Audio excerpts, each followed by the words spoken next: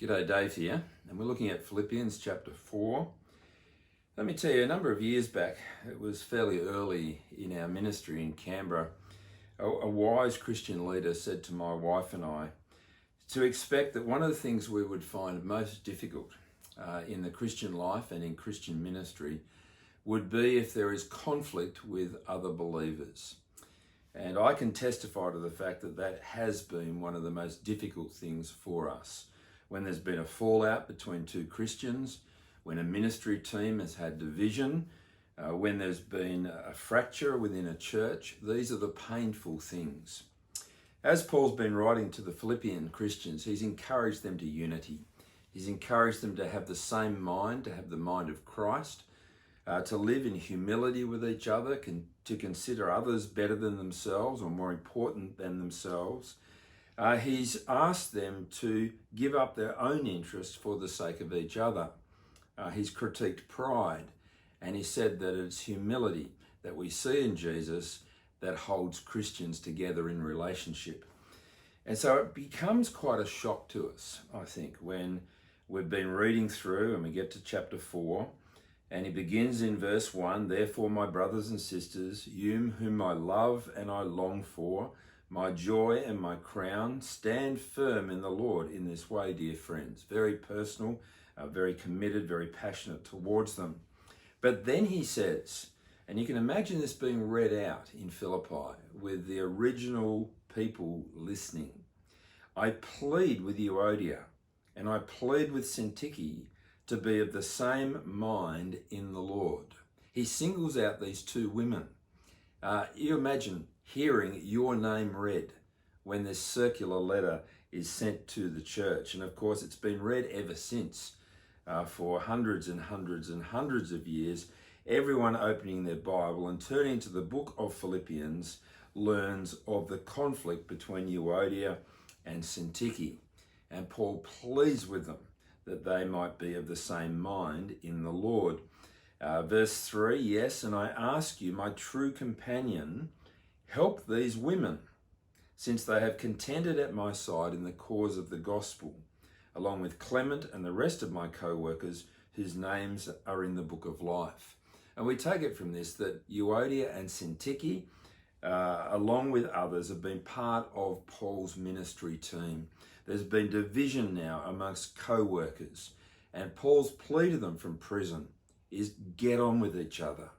Have the same mind, focus on the same things. And the brothers and the sisters are to get alongside and to support them and to encourage them towards unity. The sad reality, and too many people can tell the story, is when churches are fractured, when relationships are broken, when Christian unity falls apart because people are concerned with themselves and cannot reconcile with each other. Now, the Apostle Paul goes on to talk about an attitude or two that I think is really key to Euodia and Syntyche being able to be united together again. And I think it's important for us, if we're involved in relationships with others, if we're in Christian relationship and serving even in ministry together, to realize how fundamental are these attitudes to hold relationships together. The first has to do with rejoicing. He says, "Rejoice in the Lord always," not just sometimes, not just when things are going well, but rejoice in the Lord always. And I'll say it again, rejoice. Now, Paul's not commanding this from an ivory tower. He's locked in prison. And we recognize from Paul that it's not circumstances that enable us to rejoice. There's a deeper reason, and that is what God has done for us in Jesus. And so if Euodia and Syntyche will only turn their eyes away from their conflict to be able to rejoice in the Lord, to be able to be glad, to have gratitude, to be thankful, to find their joy in what God has done for them, then the conflicts between them will seem so much smaller. He goes on to say, "Let your gentleness be evident to all." How much conflict is there because we demand to get our way, because we're pushing ourselves forward, because we're demanding our rights. We want a fair go. We want there to be justice. And We will if they will. But that's not the way of humility, is it? No, we are to put others before ourselves. We are to live in gentleness, and that should be evident to all. And what is the reason for this? Well, the Lord is near. God is near to us. Jesus is near to us. We're not remote from him. He's here with us by his Spirit. He's going to come back to be with us again. And because of this, we have huge reasons for rejoicing. And we have great reasons to treat each other gently, to bear with each other. He continues in verse 6, do not be anxious about anything, but in every situation by prayer and petition, that is by asking, with thanksgiving, present your requests to God. And the peace of God, which transcends all understanding, will guard your hearts and your minds in Christ Jesus. Again, how much conflict comes about because we are anxious about the future, because we're wanting to control our circumstances, because we believe that unless we get our way, things won't work out the right way. And so we fight for our rights and we fight for our decisions, and we come into conflict with one another. Friends, Euodia and Syntyche, if only they will come before God and pray, then their anxiety can be relieved and they can join together in unity again.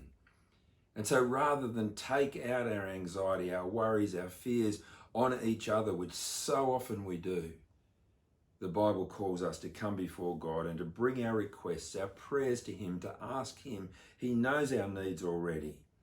And here is the promise that God's peace, which transcends all understanding, it's a peace that God himself alone can bring, that will actually guard, it will protect our hearts and our minds, our inner being in Christ Jesus.